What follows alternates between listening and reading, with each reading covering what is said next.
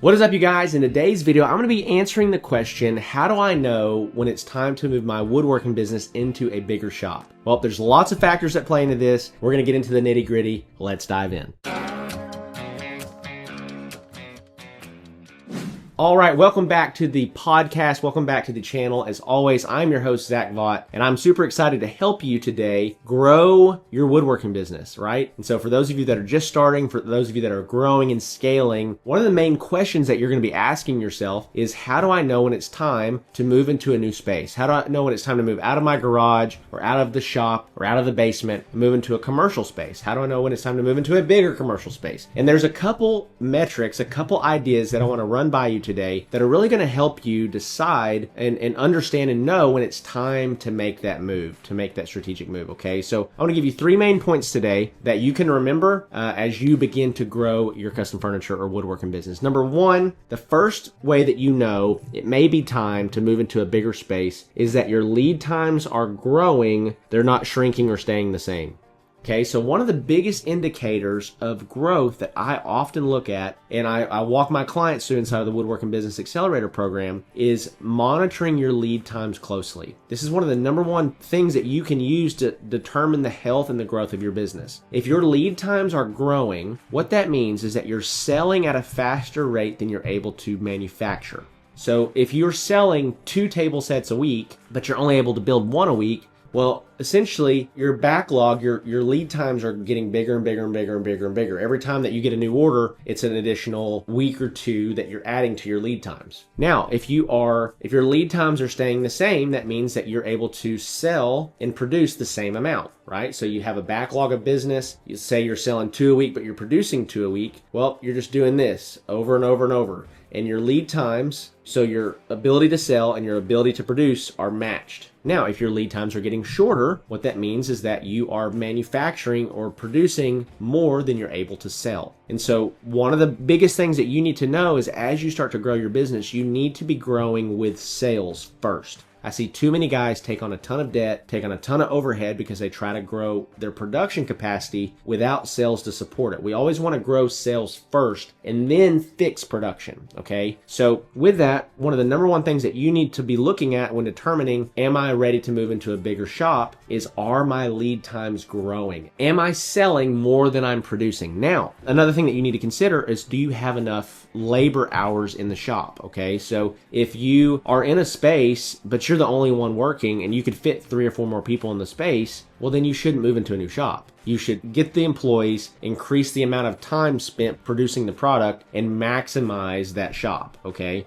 So that's a super important thing to know. Number 2, this is a sure sign that you might need to move into a bigger space, is that you really can't establish any type of systems inside of your current shop. And this is one of the biggest things that I find to be true in really small spaces, 200 to 400 square feet, small 1-car or 2-car garages, small shops in the backyard, is that you have to constantly be moving tools and equipment and things out of the way to work on the project. Ideally, what you'd have in your workspace is you would have workbenches and tools that are fixed. You would have a flow or a system of how raw materials, raw goods start and then go around the shop, and then you have a finished good that comes out the end of the shop, right? This is super, super critical. This is one of the challenges that everybody faces as you're getting started. If you're working in the 1-car garage or the 2-car garage, you've got to move stuff all the time. You got to move stuff outside and inside, and everything needs to be on wheels, right? This is one of the telltale signs that it may be time to move into a bigger shop. Now, again, these 3 things that I'm going to go over today, they all need to be, all of them need to be true,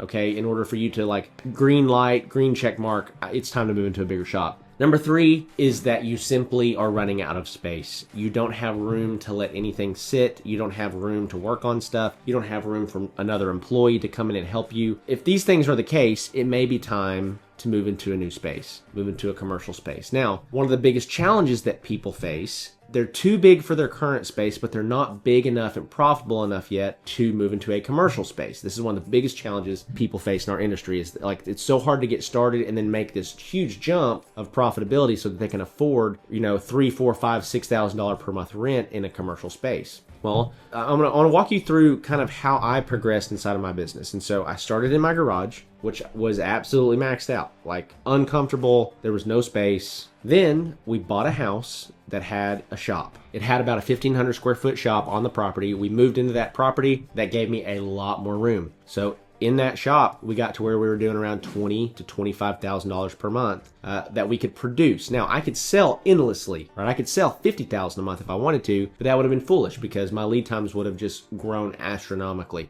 Well, I did see that I continued to grow, continued to increase my ad spend, continued to reach more people, continued to sell more. And so it's like, hey, we're outgrowing the shop. We need to move into an actual commercial space. This is where I came up to that point where I don't really want to take on all the risk and all the debt of a lease by myself out here taking on a ton of overhead. So what I found, and this is unique for me, you may or may not be able to find this yourself, but I found a cabinet shop that had a huge space that wasn't using all of their space, and we took a small part of their shop. So there was a cabinet company locally that had about a 10 or 12,000 square foot building. They had about 3,000 square foot of unused space. And so we moved into that. We subleased from them a smaller amount. We didn't have any contracts, and it was low risk for us. Okay. And so I think my initial rent coming in was $800 a month. And then eventually it grew to $1,100 a month before we eventually moved out of that space and moved into our own commercial space. That was about 6,600 square feet. Okay. So that's kind of the progression that I took. Now, that's not going to be available for everybody, but one of the things that I tell people all the time is in this business, you either need to stay small or you need to get big. That middle ground kind of in between is kind of where everybody goes to die. If you get stuck generally around like $25,000 to $35,000 or $40,000 a month, but you've had to make the leap into a commercial space, but you're not profitable enough inside that commercial space for the numbers to make sense. You need to get to $50,000 or $60,000 a month typically to really be profitable. Okay, but how do you know when it's time? These are the telltale signs that it's time. You're running out of space. You can't really establish a production system or process. If you're having to spray outside, that's a huge challenge. And then your lead times are growing. They're not shrinking. That means that you're selling at a faster rate than you're able to produce. So let me know your thoughts. Would love to hear from you in the comments. Let me know kind of where are you at in your journey. Are you getting ready to maybe take the leap, move into a new space, move into a commercial space? Any questions you have, let me know. I'd love to answer your questions. But with that, I'm going to leave a couple resources with you. Number one is the Handmade Business Secrets ebook. It's about a 90-page ebook that I wrote. It's totally free to you. It's the first link in the description. It really outlines my journey of how I started and grew my woodworking business to over $70,000 to $75,000 per month, and how you can do the same thing. So totally free. First name, email, enter that in the link in the description below, and we'll send it over to you. Okay. Number two is the Handmade Hero Academy program. If you're a newbie, if you're trying to get started, you're trying to get some traction, this is a low-cost option to learn how to test the product, make sure that it's going to sell, develop a marketing strategy to get it in front of more people, build a Shopify website, and ultimately build an advertising strategy that's going to allow you to grow. Okay, so this is super important. If you are trying to get your feet wet, you're trying to get off the ground here, this is a low-cost option that if you sell one high-ticket product as a result of what you learn in that program, it's going to more than pay for itself. Okay, so be sure to check that out. And then lastly is the Woodworking Business Accelerator program. If you are serious about really growing to $15,000, $20,000, $25,000, $30,000, $40,000 per month and beyond, be sure to check that out. We're currently working with over 60 guys all across North America. We've helped them scale dramatically. So if that's you, would love to get on the phone with you, hear where you're at, and if we can be of benefit to you. Okay, so with that being said, guys, as always, love and appreciate you guys. If you haven't yet subscribed, be sure to do that, and I will see you guys in the next video.